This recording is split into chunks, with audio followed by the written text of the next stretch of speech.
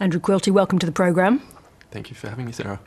It's a year since the withdrawal from Kabul. I want to take you back in your mind to that period of time, and particularly to the scenes with the Taliban coming in to Kabul. What was the mood in Kabul in those scenes?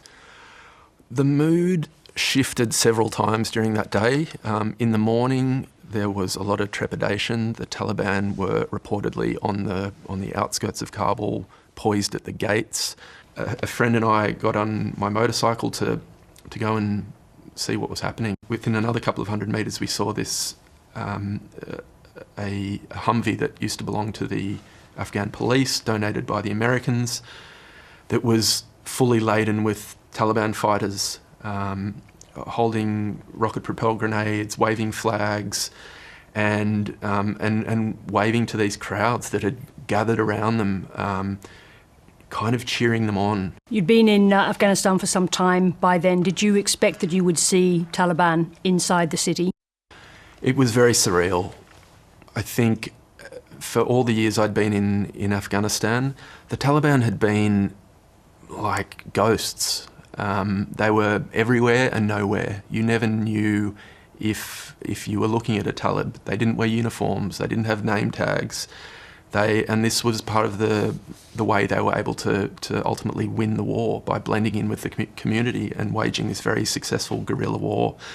And so to see them in Kabul, in the capital, parading freely, identifying clearly as Taliban with flags, was extraordinary, and something I certainly didn't expect to happen that early. One of the things that people find hard to understand from war correspondents in particular, or people in combat zones, is the decision to be there. You had left Afghanistan and made a decision to return to Kabul at the most dangerous moment. Why did you come back? Strangely enough, I think most people assume that my decision to go back was based on my duty as a journalist, as a reporter, as a photographer, who would want to be there to cover this momentous moment, probably the biggest news story in Afghanistan since the American invasion in 2001. And that was part of it, but it was also, perhaps to a greater extent, the sense of solidarity I had with my friends in Kabul, who I wanted to be with at this moment, and I felt very estranged from them. When you returned in that period, when the Taliban is coming in, you've got frenzied activity on the part of the Americans as they are quitting Kabul. There are Chinook helicopters in the sky in lots of your photographs. Were you conscious of this moment, of the photographs taken, some of them, and the cinematography of previous Australian great cameramen, Neil Davis in Vietnam, Damien Pera, and others, that you were capturing a moment of Western collapse, but one that was part of a big history? I think the image of the helicopters evacuating people from the rooftop in Saigon in the 70s, at the end of the Vietnam War, was present in all photographers' minds at the time, and it was a photo that I think we were probably wanting to try and emulate. The American military for several months had gone to some lengths to avoid that photo from being taken, and on one of my trips out into the city that day with an American photographer friend, our first port of call was a traffic circle outside the US Embassy, which is still a couple of hundred metres behind some very high blast walls.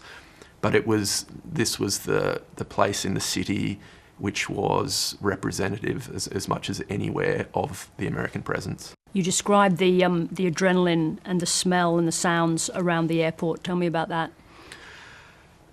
Kabul in August it's a hot, dry, shadeless place where the sun beats off the concrete and the concrete blast walls, which are ubiquitous, and the sun also bakes the open sewers that are crisscross the city, and within these crowds that gathered around the airport entrances on a daily basis in those 2 weeks, it was like biblical scenes of humanity. Thousands of people literally living in the dirt as they waited for their opportunity to get inside. There was little to eat, little to drink. There were certainly no bathrooms.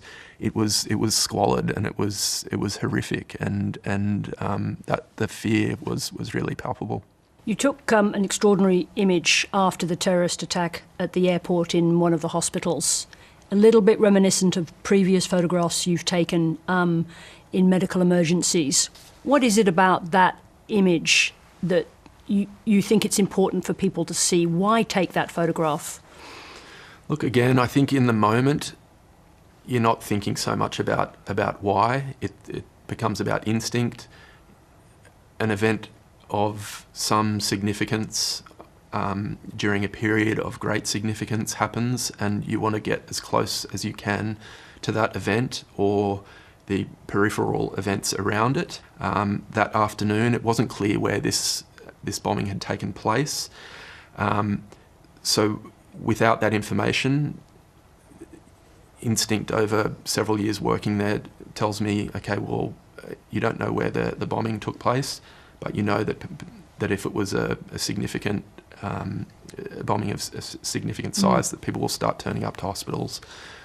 So, I mean, it's this very macabre instinct where you're attracted to where the dead and injured will end up. Did you ever find it difficult to press in to be so close, to take that step towards someone in extremis? In this case, there's doctors around him trying to save his life. Did you ever find it difficult to cross that human threshold where you are very close to a very extreme moment of someone's life? Yeah, absolutely. There's one moment that comes to mind, not from this period, but during another period in Kabul again. There was a huge bombing. Taliban had filled a minivan that they had painted to look like an ambulance full of explosives and detonated it. I was one of the first people on the scene. There were no police, there were no doctors or nurses or ambulances taking away the wounded yet, where I could reach out and touch, photograph or help these people.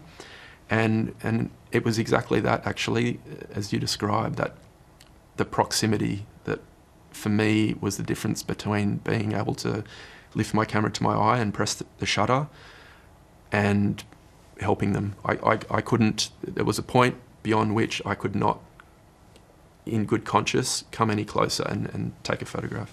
So there are limits. Yeah.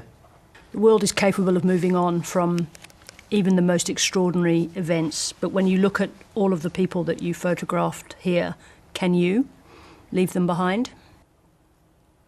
It's very difficult, but I mean, I have always had this luxury of an Australian passport. I used to feel guilty leaving to come home to visit my family at Christmas time. I would often lie to the taxi driver and tell him I was flying to a different province to work rather than going home because I felt so guilty about it.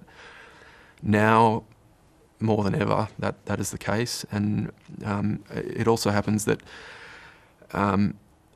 a lot of those friends are now, I mean, they're not even able to live in their own country, and you know, the irony that I could still go back if I wanted to, whereas for them, that it's really not even a decision they can contemplate at the moment, is one that I wrestle with and will continue to wrestle with. Andrew Quilty, thank you for a series of beautiful images to give us some idea of that extraordinary time. Thank you. Thank you, Sarah.